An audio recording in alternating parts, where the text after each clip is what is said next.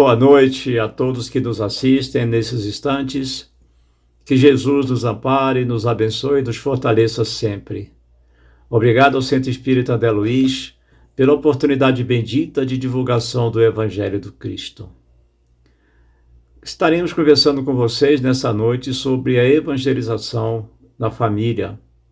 Um tema profundo, um tema verdadeiro, um tema que vem de encontro ao objetivo da doutrina espírita, porque nós sabemos que o objetivo primeiro da doutrina, não sendo ela uma doutrina salvacionista, é uma doutrina de transformação intelecto-moral. Na verdade, é uma doutrina que busca o processo educacional do ser espiritual. E algo que nos chama muita atenção é quando nós deparamos em noticiário com as violências que graçam no meio familiar. Pai que tira a vida de um filho, filho que tira a vida de um pai, mãe que tira a vida de um filho, filho que tira a vida de uma mãe, esposo que tira a vida de uma esposa e vice-versa. E aí vem sempre aquela interrogação. Para quem desconhece a doutrina espírita, por que Deus permite esses acontecimentos? Por que Deus permite essas violências, essas agressões que graçam no meio daqueles que deveriam se amar? O Jesus, quando ele veio a este mundo, ele dividiu o mundo antes e depois dele. E nós podemos dizer, sem medo de errar, que o Espiritismo, lançado, codificado por Allan Kardec em 1857, que é a doutrina dos Espíritos, também dividiu o mundo antes e depois da doutrina, depois do Espiritismo. Por quê? Porque, na verdade, a doutrina espírita, em sua missão pedagógica, ela vem ao mundo já no momento predito, onde os homens, já possuindo uma capacidade intelectual de compreendê-la, trazer de uma forma muito simples a mensagem do Cristo. Então ela apresenta como base, tem a base filosófica, se apresenta com a base filosófica, com a base moral, que nós chamamos de base religiosa, e também a base científica. Diante desses acontecimentos que nós entendemos, vem a ideia de um conceito básico que a doutrina espírita nos apresenta, que é o conceito de família. O que é família?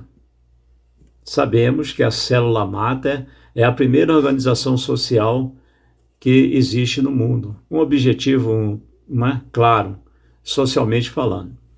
Dentro da doutrina espírita, Joana de Ângeles, no livro SOS Família, vai nos informar que família é, acima de tudo, um agrupamento de espíritos desajustados, buscando exatamente o ajustamento através das contingências reencarnatórias. Antes de ser um agrupamento de corpo, é um agrupamento de almas necessitadas de um processo educacional. Diante desse conceito, a gente vai então tendo uma percepção dessas violências, um conhecimento por que essas violências ocorrem. E não é de hoje, porque quando a gente faz uma leitura bíblica de uma forma muito simplista, nós vamos ver alguns acontecimentos, Claro, por exemplo, a gente poderia estar citando aqui que um irmão, Caim, matou Abel. Caim tirou a vida de Abel. E aí, temos outros casos de José foi vendido como escravo pelos irmãos. Temos o caso de Absalão, que estuprou, estuprou a própria irmã. Nós temos no caso contado do filho pródigo, onde o irmão, ao retornar ao outro, sentiu uma certa raiva por ele ter retornado ao seu lar. Davi, ele era invejado pelos irmãos, porque era preferido pelo pai. Enfim, aqui a gente não vai entrar no mérito da questão, principalmente de Caim e Abel, porque a gente sabe do simbolismo que essas figuras representam, porém é para a gente analisar que desde aquela época de época e memória, de épocas remotas, né? Esse processo de desajustamento, de desequilíbrio, de violência já ocorreu dentro das famílias.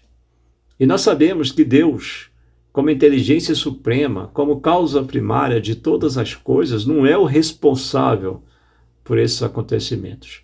Porque para a gente é muito fácil entender e analisar que Deus, que tudo ocorre por vontade dele, por culpa dele. Porque aí vem aquela interrogação: e aonde entra a nossa culpa? E aí voltamos ao conceito de família. Se família, através das contingências reencarnatórias, é um grupo de espíritos buscando o seu reajustamento afetivo, né? Então por que essas violências ocorrem? Olha que interessante. Antes de se firmar aqui na Terra, essa família é organizada no mundo espiritual. O Espírito Emmanuel, através da psicografia do Francisco Cândido Xavier no livro Consolador, na questão 175, ele responde ao seguinte questionamento. O Instituto de Família é organizado no plano espiritual antes de projetar aqui na Terra? Essa pergunta é feita a Emmanuel, né? Então ele responde: o colégio familiar tem suas origens sagradas na esfera espiritual.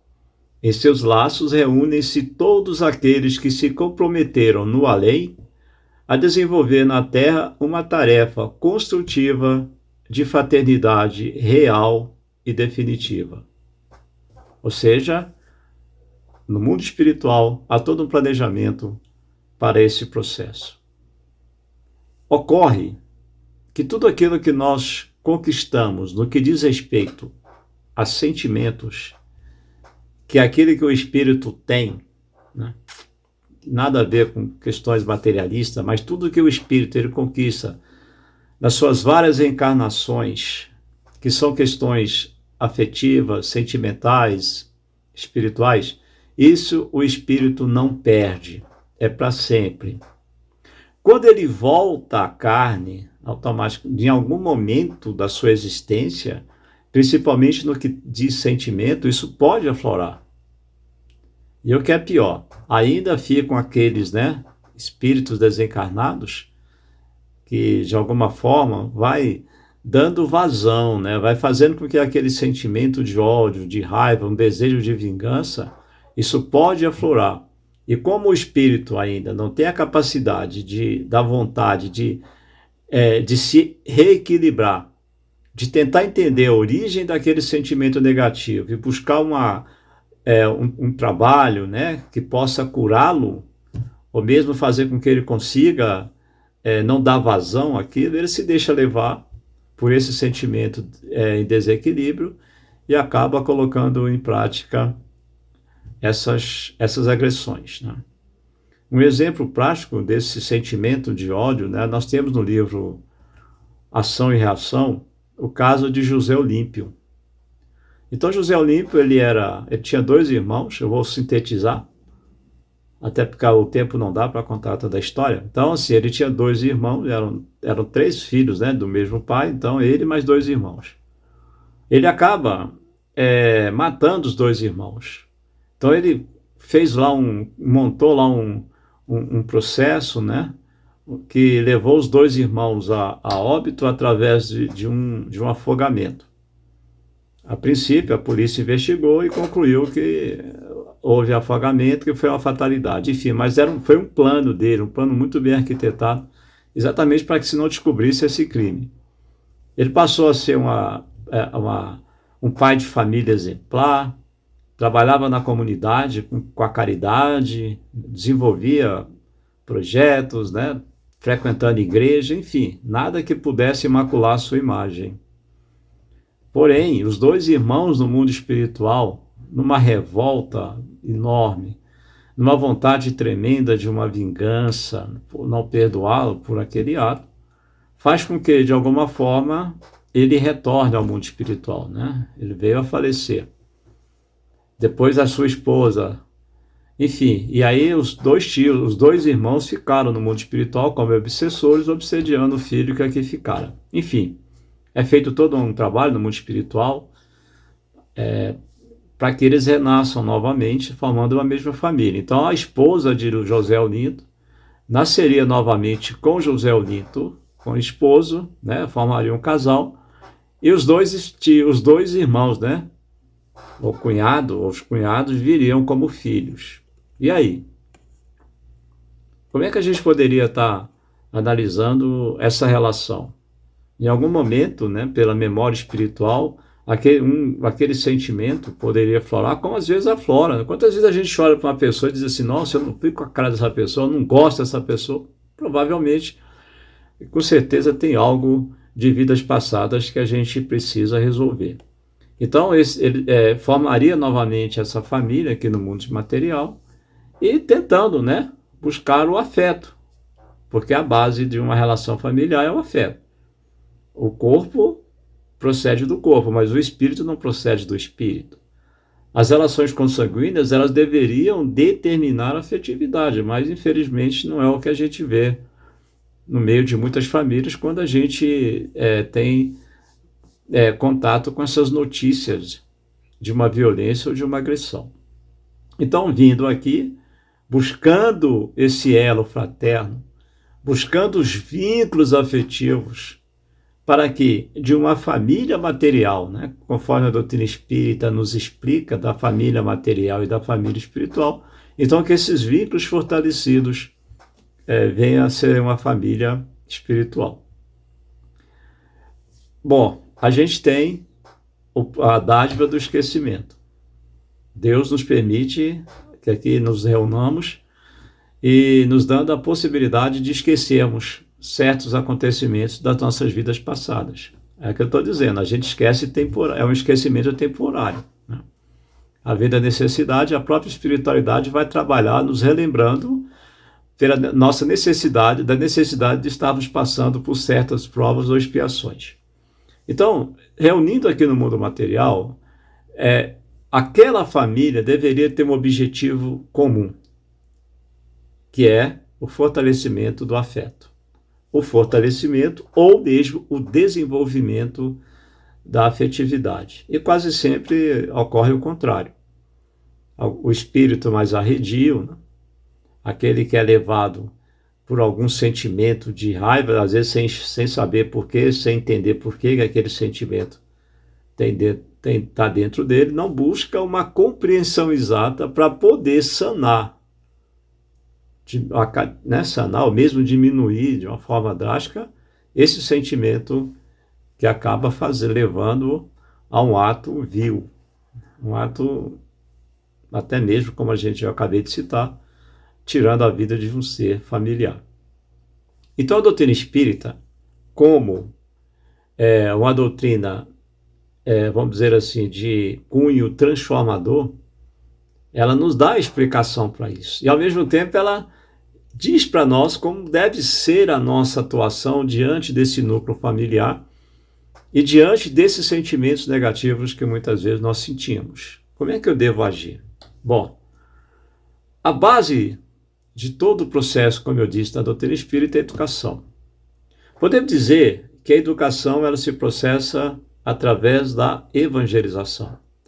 Não é a educação, né, como Kardec fala no Livro dos Espíritos, não é a educação pelos livros, não é a educação como desenvolvimento específico do intelecto, mas a educação moral, a educação que é a transformação total do ser espiritual. E para que a educação, eu consiga transformar esse ser, né, nós consigamos nos transformar, e aí todos nós, é imperioso que a educação inicie até mesmo antes da concepção. Até mesmo antes. E muitas vezes a própria espiritualidade ela trabalha para isso. Né? Quando a gente vai ver no livro Os Missionários da Luz, o caso de Segismundo, que tinha uma rixa com Adelino, que Adelino seria seu pai, e Adelino não queria aceitar em hipótese nenhuma, vejamos o trabalho que foi feito com Adelino, com a Raquel, que seria a mãe, e com Segismundo, para que aquele processo familiar viesse a ocorrer no mundo material. Então foi um processo que feito durante o sono, né? De instrução, de acolhimento e por aí vai. Tudo isso faz parte da educação. Então, a educação ela deveria iniciar bem antes da concepção, que a gente sabe ser um papel dos pais. A educação, nós podemos dizer que ela é um processo de evangelização, né? Hoje, todas as casas espíritas, principalmente, oferecem a evangelização já para as crianças a partir de 0 ano. Olha que interessante. Porque a ideia é apresentar Jesus àquele ser espiritual, principalmente antes do fechamento do processo reencarnatório que se dá aos 7 anos. Então, todos nós passamos pela idade infantil, pela condição de ser criança, exatamente para que as possibilidades se ampliem ainda maior, tanto para mudança de atitude, mudança de comportamento, transformação de índole, na apresentação da mensagem cristã. Ou seja, quanto mais cedo a gente iniciar a evangelização, melhor será. E aí, se não deu para iniciar com 0 ano, mas em algum momento a gente tem que iniciar a evangelização. Porque nós que somos espíritas, que conhecemos a mensagem de Jesus, nós temos uma responsabilidade enorme na construção do nosso lar. Porque lar é uma coisa, casa é outra. Casa é a construção física, né? As paredes, as janelas, as portas, enfim. E lá é a construção interna. É tudo aquilo que eu posso oferecer àqueles irmãos ou aquelas irmãs que fazem parte do meu núcleo familiar. Porque nós aprendemos que não é o acaso que nos colocou ali. Não é o acaso. O acaso não existe. A fatalidade, ela é em decorrência do uso do nosso livre-arbítrio, né? O determinismo absoluto também tem a ver com o nosso livre-arbítrio. Então, hoje nós aprendemos que se eu estou no núcleo familiar, tem um motivo claro, que é o nosso processo de transformação intelecto-moral, numa convivência com o outro, porque ninguém evolui sozinho. Ninguém evolui sozinho. A gente lê os livros da série André Luiz, principalmente Nosso Lar, a gente vai ver lá os casamentos, os noivados, né? As relações que acontecem dentro de uma casa. Enfim, tudo é aprendizado. Da mesma forma que nós aprendemos no mundo espiritual, continuamos a aprendizagem aqui no mundo material e continuamos no mundo espiritual, porque a vida não para, a vida não cessa, ela não há aquele descanso e paz como muitos pensam. Continuamos trabalhando e ao mesmo tempo aprendendo. Então, aqui no mundo material, formando essa família consanguínea, é porque nós temos uma necessidade de evangelização. Todos. O problema é que muitas vezes dentro do núcleo familiar tem aqueles apontamentos, né? Porque fulano é assim, porque Beltrano é assim, Cicrano é assim, eu sou assada. E às vezes nós nos colocamos numa situação de sermos melhores do que o outro, né? E nem sempre é esta a base. Todos nós somos espíritos endividados. Se nós não fôssemos, nós não estaríamos aqui nesse mundo de prova de expiação, passando para o mundo de regeneração. Então a doutrina espírita, que nos apresenta a mensagem do Cristo, que é o cristianismo redivivo, conforme nos ensina Emmanuel, nos dá a chave para esse nosso crescimento, esse nosso desenvolvimento. Primeiro, é importantíssimo que a família ela busque uma casa espírita, de alguma forma, todos unidos, buscando alguma casa espírita que possa ter trabalho voluntariado. E as casas espíritas têm várias frentes de trabalho, várias. Então, seria ideal que todos fossem, né? Não somente aquela ideia errônea de que eu tenho que encaminhar meu filho e eu fico em casa. E tem muitos pais que pensam assim, tem pais que pensam, não, eu não vou mandar meu filho para evangelização, porque não vou impor uma religião, né? Não tem por que eu impor uma religião agora. Quando ele fizer 18 anos, ele vai ter a possibilidade de escolher uma, né? Ou seja, atrasando ainda mais a possibilidade de desenvolvimento espiritual do espírito. Então, o ideal que fosse pai, mãe, pai ou a mãe, enfim, mas que fosse todos aqueles da família buscando um trabalho voluntário numa casa espírita. Participar das atividades que a casa espírita oferece, né? Não é somente o trabalho, as outras atividades, como passe, palestra, a água fluidificada, né? Participar do estudo sistematizado da doutrina espírita que a casa oferece, participar de encontros fraternos, que muitas vezes não é oferecido naquela casa específica, mas que é oferecido por uma federação, por aí vai. Primeiro ponto. Mas aí alguém vai dizer assim, eu gostaria de ir, mas a minha família não vai. Então vá você que gosta de ir. Porque aquilo que você vai aprender na casa espírita, você aplicando dentro do seu lar, automaticamente você já vai ver uma melhora substancial. Então que se busque, né?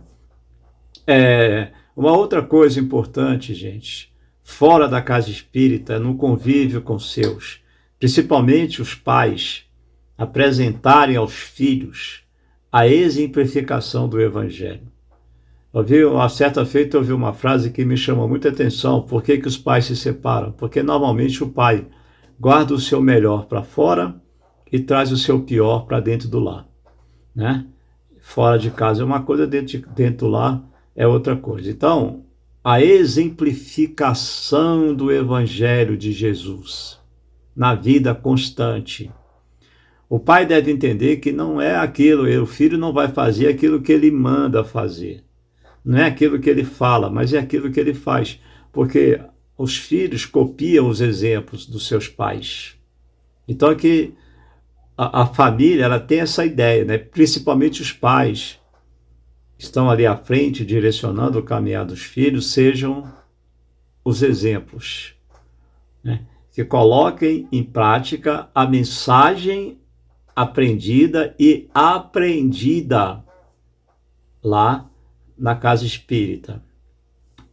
Uma outra coisa importante é buscar leituras edificantes. Se possível, né, deixar a televisão de lado, naquele momento criar um ambiente para diálogo, para ouvir, para falar, para tentar entender o que está acontecendo, né? E a partir dali, naquele momento, aparando as arestas, porque é um processo de sinceridade nessa relação familiar através do diálogo, né? Porque às vezes a gente não dialoga por isso, porque a ideia é sempre falar, né? E nunca ouvir. Na verdade, nós temos dificuldade para ouvir. A gente escuta, mas não ouve, né? Porque escutar eu só vou utilizar a parte cerebral, a parte biológica, física, mas ouvir é o saber ouvir, que Emmanuel nos fala, né? Porque aí já entra sentimentos, entra emoções, né? O cuidado realmente, o processo de acolhimento, enfim. E a mais importante de tudo isso, para que eu busque a espiritualização da minha família, gente, é a realização do culto do Evangelho no lar. Uma vez na semana, num dia já muito bem escolhido, reúna a família em torno de uma mesa, em torno de algum local, não precisa ter mesa, né? Traga Jesus para dentro do lar, realizando o culto evangélico. Pode ser com a Bíblia, pode ser com o Evangelho, pode ser com qualquer livro, qualquer situação, porque o importante é fazer com que aquele lar ele se transforme num santuário da presença do Cristo. Então, faça como Jesus fez na casa de Pedro, né? Como fala o nosso irmão Neio Lúcio, lançando ali as bases do primeiro culto do Evangelho no lar. Então, que todos façam isso, Nós temos no livro Os Mensageiros, o lar, no lar de Dona Isabel, quando ela vai realizar o culto do Evangelho no lar, porque é uma residência simplinha, simples lá no Rio de Janeiro, né, que André Luiz vai nos falar que é uma espécie de filial de nosso lar aqui na Terra. E ali ele vai relatando o que acontece naquele lar durante a noite, né? E aquele culto que é realizado. Então ali moram ali a Dona Isabel com 3 crianças, 3 meninas e um garoto. E esse garoto ele veio de uma outra esfera, de um outro local, perdão, de uma outra colônia espiritual. A Dona Isabel e as 3 meninas vieram de nosso lar. E André Luiz narrando a importância daquele momento, principalmente para o garoto, por ele ser materialista, por ele ser sensualista, pensar muito mais no ter do que no ser, enfim. Então André Luiz narra a importância da realização do culto do Evangelho no lar, naquele ambiente. Como é importante a realização do culto do Evangelho no lar em todos os ambientes. O interessante na realização daquele culto é porque a Dona Isabel ela vai tratar de um tema aleatório, pegando algo que aconteceu na televisão, que ela tinha visto no noticiário, né? Não sei se ela viu na televisão, se leu no jornal. Então ela pega aquele noticiário fazendo uma analogia com aquilo que o Espiritismo apresenta. Mas o mais importante é essa união, é esse congraçamento, é esse fortalecimento dos vínculos afetivos. Essa possibilidade enorme de apresentar o Cristo àquelas entidades, de trazer o Cristo para o ambiente doméstico. Porque quando isso ocorre de uma forma direta, né? Sistemática, naquele dia, naquele horário, as pessoas criando realmente uma responsabilidade para realizar aquele culto, gente, não tenho dúvida de como o lar se transforma, de como aquela família se transforma, de como existirá uma proteção espiritual enorme para aquele ambiente. Os problemas inerentes à família, né? Porque isso tem que acontecer, gente. Não tem família perfeita aqui nesse mundo. Não existe família perfeita, né? A união familiar, como a gente fala, é sempre um fluxo e refluxo de coisas negativas e coisas positivas. Então, quando eu me proponho a realização do culto do Evangelho no lar, automaticamente que esse lar ele vai receber uma proteção enorme, a família vai receber uma proteção enorme. Joana de Ângeles vem nos falar que muitas vezes um membro da família quer, mas os demais não querem. Então que aquele membro faça o culto do Evangelho.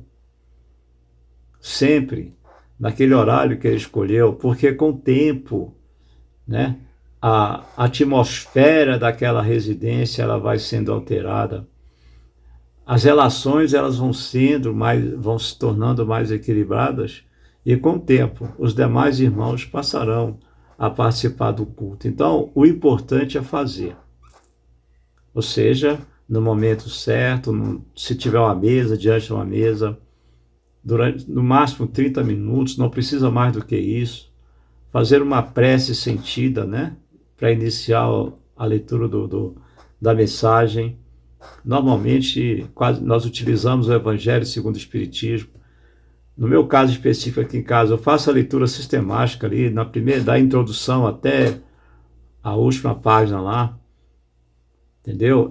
Depois eu faço uma leitura de um livro da série Emmanuel, né? Aqui hoje nós estamos estudando o Caminho, Verdade e Vida, mas pode ser Vinha de Luz, Pão Nosso, Fonte Viva, ou outro livro de mensagem que a família achar melhor, isso não é o que menos importa. Se tiver também mais um outro livro para fazer uma leitura, no nosso caso aqui a gente faz o estudo do Livro dos Espíritos, e aí os comentários específicos, depois a gente faz a prece final. Então, E a gente sente, mesmo no momento que a gente termina a realização do culto do Evangelho no lar, já há uma atmosfera diferenciada, né? E que a gente vai tentando manter nas nossas relações diárias. Então, a família evangelizada é isso. Essa família que vive em consonância com o Evangelho do Cristo, mas que tem as suas desavenças, que tem as suas diferenças, que tem formas, né, diferentes de vivência, de ser, de agir, de pensar. Isso é normal e faz parte, até porque cada membro de uma família é uma individualidade. Isso é fato. Mas com certeza a maneira de resolver os problemas passa a ser de uma forma diferente, porque elas entendendo e compreendendo os motivos que levam a essas diferenças, né, a esses problemas, a essas situações conflitantes, então eles resolverão de uma forma equilibrada, utilizando sempre a mensagem do Cristo, que é a mensagem do Evangelho, fazer ao outro aquilo que eu gostaria que o outro fizesse a mim mesmo, e amar a Deus sobre todas as coisas, e buscar amar o próximo como amo a mim mesmo, tá? Então que a gente aproveite sempre esses momentos junto aos nossos, para falar de Cristo, apresentar o Cristo e viver o Cristo. Tá bom? Mais uma vez aí, obrigado pela paciência, que Jesus nos ampare, que Ele nos fortaleça e que Ele nos abençoe sempre. Fiquem com Deus.